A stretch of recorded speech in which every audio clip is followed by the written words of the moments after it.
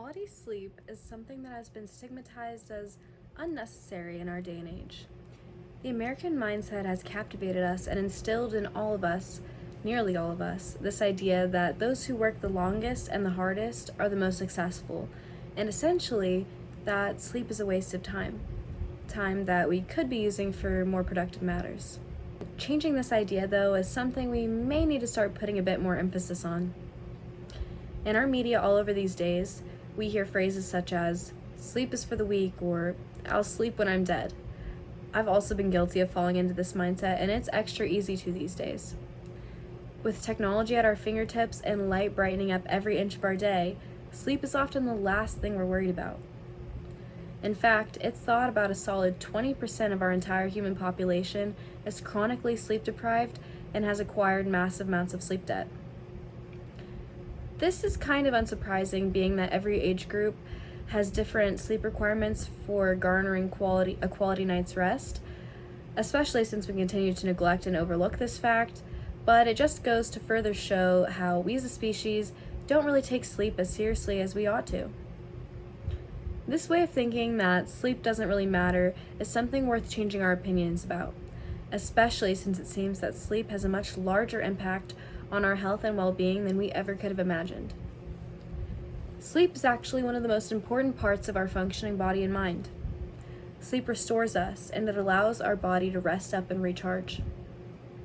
Without enough sleep, our body begins to deteriorate quickly, and it becomes clear how absolutely necessary sleep is for human life.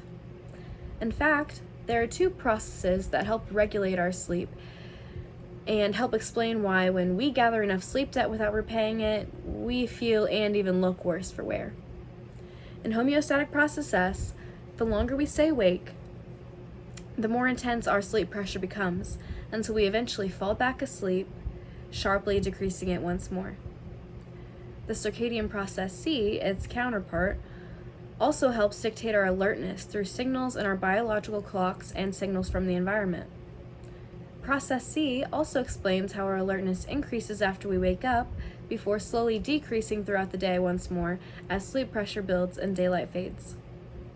Furthermore, these two sleep processes also work together with one another to dictate our body's sleep and wake cycles, and go hand in hand in understanding how acquiring sleep debt can have such a large impact on our bodies and minds. Why is it that we're talking so much about sleep debt and its negative impact, you may ask, though?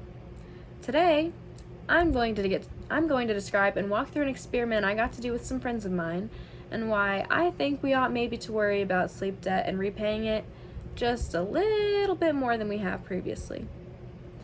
After reading an article done by John Axelson as a side quest for my neuroscience sleep course, I was inspired to attempt my own study on beauty sleep and its relation to sleep debt.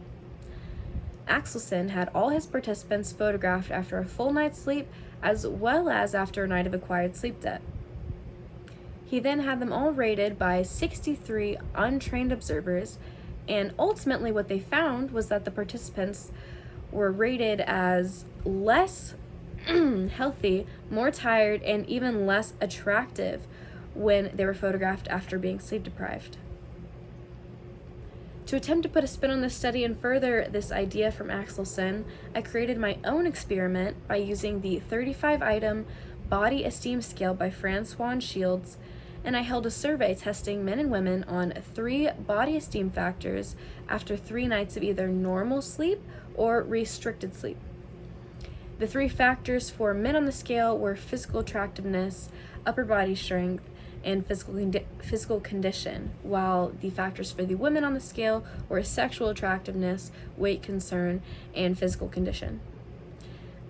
The scores cannot be compared between men and women, because the scores for sexual attractiveness and physical attractiveness, for example, as well as the other scores, cannot be compared, as they pull their scores from different questions. Within group 1, my control group, the participants slept for a normal 7 to 8 hours of sleep before waking up and immediately taking my survey, in which they answered how they felt about their body's attractiveness and functioning that morning. In the control group, there were a total of 7 participants that gave consent consisting of 2 women and 5 men. Within the second group, which was the sleep deprivation group, they slept between 5.5 and 6.5 hours instead, and there were 9 participants in total, consisting of 3 women and 6 men. This small subject count obviously limits the expectations of what is to be found and concluded from the results, and while the results are unreliable due to being skewed, they're still fascinating and further the research concerning sleep debt and beauty nonetheless. While intensive statistical tests cannot be reliably done, it was firstly noticed that the participants in both groups on average scored lower than the averages previously found by the creators of the scale, Francois and Shields. I propose that this is potentially due to the skewed age group of my participants, being that they're all primarily between the ages of 18 and 23. This age group is pretty notorious for being overworked and sleep deprived, which therefore goes to explain why they would be averaging lower scores than the averages found by Francois.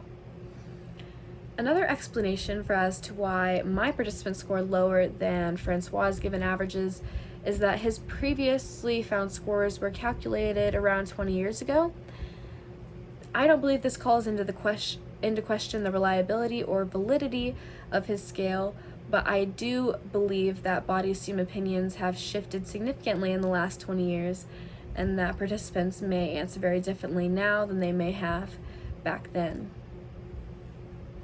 On a separate note related to the averages that were found within the control group, the averages for the men fluctuated but seemed to increase for the most part, as no scores on the second or third night fell below the scores found on the first night. In the same control group, the women matched this trend and also scored higher each night of the test on all 3 factors.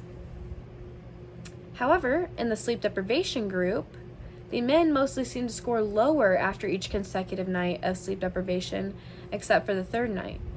Similarly, the women also followed this trend again in the sleep deprivation group and scored lower consecutively on nearly all of the factors after each night of sleep as well. Overall, even after the very first night of sleep and survey response, it's clear that the participants in the control group were scoring much higher after having a full 7 to 8 hours of sleep, rather than the participants who were only getting 5.5 to 6.5 hours. This trend was even more noticeable on the second night, but fluctuated a bit in the male factors within the third night. This means that the 9 participants who were rating their overall self-perceived body attractiveness and functioning after a full night's rest were scoring better on body esteem each night, while the participants who were sleep deprived were slowly rating their body esteem worse and becoming progressively more neutral and negative about the items on the questionnaire. Therefore, not only does acquired sleep debt negatively impact how others perceive and rate our attractiveness and health, it also changes how we perceive and rate our own attractiveness and health.